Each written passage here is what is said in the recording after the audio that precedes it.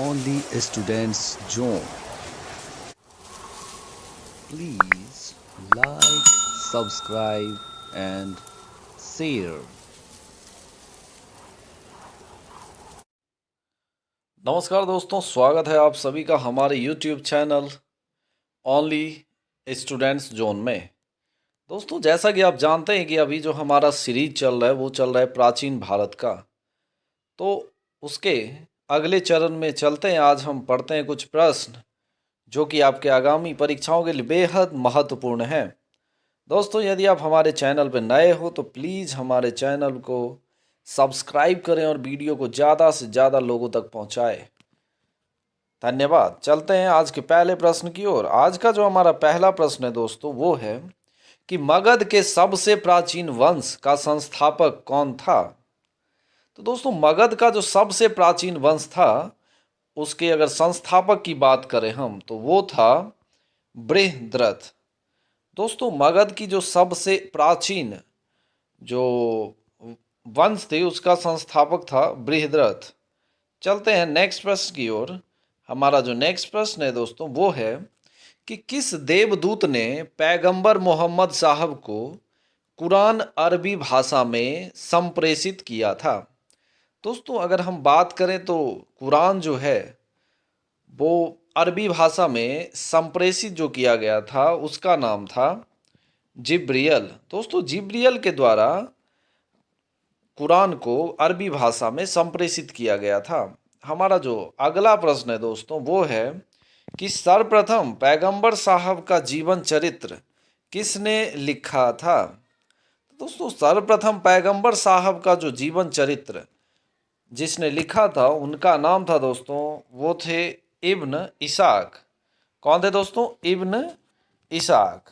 हमारा नेक्स्ट प्रश्न है कि ईसा मसीह के प्रथम दो शिष्य कौन थे। तो दोस्तों, ईसा मसीह के जो प्रथम दो शिष्य थे वो थे एंड्रूज एवं पीटर। कौन थे दोस्तों? एंड्रूज एवं पीटर। तो चलते हैं दोस्तों आज के अगले प्रश्न की तरफ। हमारा जो अगला प्रश्न है वो है भारत का वह प्रथम शासक जिसने प्रशासनिक व्यवस्था पर बल दिया। तो दोस्तों, अगर हम बात करें कि प्रशासनिक व्यवस्था तो इस पर जो भारत का प्रथम शासक था उनका नाम था दोस्तों बिंबिसार। बिंबिसार ने दोस्तों प्रशासनिक व्यवस्था पर जोर शोर से बल दिया था। हमारा नेक्स्ट प्रश्न है कि किस मंत्री के सहयोग से अजातशत्रु ने वैशाली पर विजय प्राप्त किया था। तो दोस्तों, अगर हम बात करें वैशाली की तो वैशाली जो है अभी बिहार में स्थित है और अजातशत्रु जो था वो वैशाली पर विजय प्राप्त करने के लिए जिस मंत्री का सहयोग लिया था उसका नाम था दोस्तों वर्षकार। क्या नाम था दोस्तों? वर्षकार। हमारा नेक्स्ट प्रश्न है कि उदयन जिसने पाटलिग्राम की स्थापना की वह किस धर्म का अनुयायी था। तो दोस्तों, उदयन ने पाटलिपुत्र नामक शहर की स्थापना की थी और वो जो था दोस्तों वो जैन धर्म का अनुयायी था। किस धर्म का अनुयायी था दोस्तों? जैन धर्म का अनुयायी था। हमारा नेक्स्ट प्रश्न है कि सिकंदर किस गुरु का शिष्य था या सिकंदर का गुरु कौन था दोस्तों। तो अगर आपको पता है तो दोस्तों आप अपना आंसर मन में सोच लीजिए। तो चलते हैं इसके आंसर की तरफ। हमारा इसका जो आंसर है दोस्तों वो है अरस्तु। दोस्तों, अरस्तु जो था वो सिकंदर का शिष्य था। हमारा नेक्स्ट प्रश्न है कि सिकंदर के प्रिय घोड़े का नाम क्या था जिसके नाम पर उसने झेलम नदी के तट पर एक शहर बसाया। तो दोस्तों, झेलम नदी के तट पे सिकंदर ने एक शहर बसाया था जो कि उसके सबसे प्रिय घोड़े के नाम पे था। तो चलते हैं दोस्तों, जानते हैं उसके प्रिय घोड़े का नाम। तो उसके प्रिय घोड़े का नाम था दोस्तों बाऊ केफला। क्या नाम था दोस्तों? बाऊ केफला। दोस्तों, यदि आप हमारे चैनल पर नए हो तो प्लीज़ इस चैनल को ज़्यादा से ज़्यादा शेयर करें और अपने दोस्तों के साथ भी शेयर करें और इसको ज़्यादा से ज़्यादा सब्सक्राइब करवाएं दोस्तों। तो चलते हैं हमारे नेक्स्ट प्रश्न की ओर। हमारा जो नेक्स्ट प्रश्न है कि चंद्रगुप्त मौर्य जिसने मौर्य वंश की स्थापना 345 ईसा पूर्व में की, किस धर्म का अनुयायी था? तो दोस्तों चंद्रगुप्त मौर्य ने मौर्य वंश की स्थापना की थी और किसकी मदद से की थी दोस्तों? वो की थी आपको विष्णुगुप्त, और जिसे हम और भी बहुत सारे नामों से कौटिल्य के नाम से जानते हैं दोस्तों। तो देखते हैं दोस्तों वो किस धर्म का अनुयायी था। ये जो था दोस्तों ये जैन धर्म का अनुयायी था। हमारा नेक्स्ट प्रश्न है कि अशोक ने आजीविकों को रहने के लिए बराबर की पहाड़ियों में कौन कौन सी गुफाओं का निर्माण करवाया? तो दोस्तों अशोक ने आजीविकों को रहने के लिए कुछ गुफाओं का निर्माण करवाया था जो कि बराबर की पहाड़ियों में थी। तो दोस्तों उस गुफा का जो नाम था वो था दोस्तों कर्ज, चोपड़ा, कर्ज, चोपार, सुदामा एवं विश्व झोपड़ा। दोस्तों ये जो नाम था वो बराबर की गुफाओं में बनाया गया आजीविकाओं के लिए अशोक के द्वारा एक तरह का घर था। तो चलते हैं, हमारा नेक्स्ट प्रश्न जो है दोस्तों वो है कि किन ग्रंथों में बिंदुसार को सिंहसेन कहा गया है?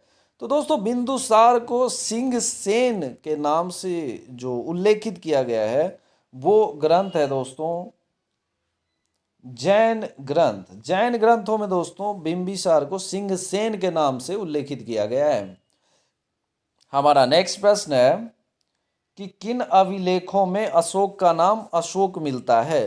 तो दोस्तों अशोक का नाम जो है ना वो कुछ कुछ अभिलेखों में अशोक मिलता है। तो चलिए जानते हैं क्या नाम है उस ग्रंथ का या उस अभिलेख का। उस अभिलेख का नाम है दोस्तों मास्की एवं गुर्जरा अभिलेख। मास्की और गुर्जरा अभिलेख में अशोक का नाम जो है वो अशोक मिलता है। हमारा नेक्स्ट प्रश्न है दोस्तों कि बौद्ध परंपरा एवं उनके लिपियों के अनुसार अशोक ने 84,000 स्तूपों का निर्माण कराया। उनके शिलालेखों पर किन किन भाषाओं का प्रयोग किया गया था?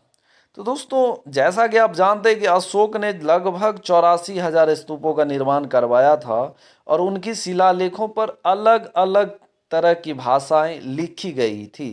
तो उन भाषाओं से संबंधित कुछ भाषा इस प्रकार हैं दोस्तों, वो थी ब्राह्मी, खरोष्टी, ग्रीक एवं अरमाइक लिपि में लिखी गई थी। क्या थी दोस्तों? ब्राह्मी, खरोष्टी, ग्रीक एवं अरमाइक लिपि। चलते हैं, हमारा नेक्स्ट प्रश्न जो है दोस्तों वो है कि किस अभिलेख को रानी का अभिलेख कहा जाता है? तो दोस्तों बहुत लोगों को नहीं पता होगा कि रानी का अभिलेख जो है वो किस अभिलेख को कहा जाता है। तो चलिए जानते हैं इसके बारे में। दोस्तों कौशाम्बी अभिलेख जो है, कौशाम्बी अभिलेख को दोस्तों रानी का अभिलेख भी कहा जाता है। हमारा नेक्स्ट प्रश्न है कि मेगास्थनीज ने भारत को कितने वर्गों में विभाजित किया है? तो दोस्तों मेगास्थनीज के जो इसकी किताब लिखी थी इसने जिसका नाम था इंडिका, उसमें भारत को इसने कुछ वर्गों में विभाजित किया था। तो वो वर्ग इस प्रकार हैं दोस्तों। पहला है उसने 7 प्रकार के वर्गों में भारत को विभाजित किया था, जिसमें पहला था दार्शनिक, दूसरा था किसान, तीसरा अहीर, कारीगर, सैनिक, निरीक्षक एवं सभासद। तो हमारा जो नेक्स्ट प्रश्न है दोस्तों वो है कि पुष्यमित्र शुंग को 2 बार अश्वमेध यज्ञ किस पुरोहित ने करवाया था? तो दोस्तों पहली बार पुष्यमित्र शुंग ने अश्वमेध यज्ञ करवाया था जो कि 2 बार उसने करवाया था। तो उस पुरोहित का जो नाम था दोस्तों वो था पतंजलि। दोस्तों पतंजलि जो थे उसने पुष्यमित्र शुंग को 2 बार अश्वमेध यज्ञ करवाया था। हमारा नेक्स्ट प्रश्न है दोस्तों कि ब्राह्मणों को भूमिदान देने की प्रथा किस शासकों ने प्रारंभ किया था? तो दोस्तों ब्राह्मणों को भूमिदान देने की प्रथा जो है वो जो शासक थे दोस्तों वो थे सातवाहन शासकों ने। किस शासकों ने दोस्तों? सातवाहन शासकों ने ब्राह्मणों को भूमिदान देने की प्रथा स्टार्ट की थी। हमारा नेक्स्ट प्रश्न है दोस्तों कि सातवाहन अपना सिक्का ढालने के लिए जिस शीशे का प्रयोग करता था वह कहाँ से मंगवाया जाता था। तो दोस्तों सातवाहन वंश ने कुछ सिक्के ढाले और वो जिस शीशे का यूज इस सिक्के को ढालने के लिए करता था वो मंगवाया जाता था दोस्तों रोम से। कहाँ से मंगवाया जाता था दोस्तों? रोम से। हमारा नेक्स्ट प्रश्न है दोस्तों, ये थे कुछ आज के प्रश्न। तो हमारा जो अगला वीडियो होगा दोस्तों इस सीरीज का वो होगा यवन, शक, कुषाण और गुप्त वंश से संबंधित कुछ महत्वपूर्ण प्रश्न, जो कि लगता है आप शायद कभी सुने होंगे ऐसे प्रश्न या नहीं सुने होंगे। लेकिन आजकल का जो एग्ज़ाम है दोस्तों वो बहुत ही ज़्यादा मॉडर्न हो गया है और उसमें क्वेश्चन ऐसे पूछे जा रहे हैं कि अब दोस्तों बहुत ज़्यादा मेहनत करने की ज़रूरत है। मैं भी आप ही की तरह के एक स्टूडेंट और मैं भी तैयारी करता हूं, तो मुझे पता है कि यहाँ क्वेश्चन कहाँ कहाँ से आ रहे हैं दोस्तों। Thank you, have a nice day. मिलते हैं फिर अगले वीडियो में।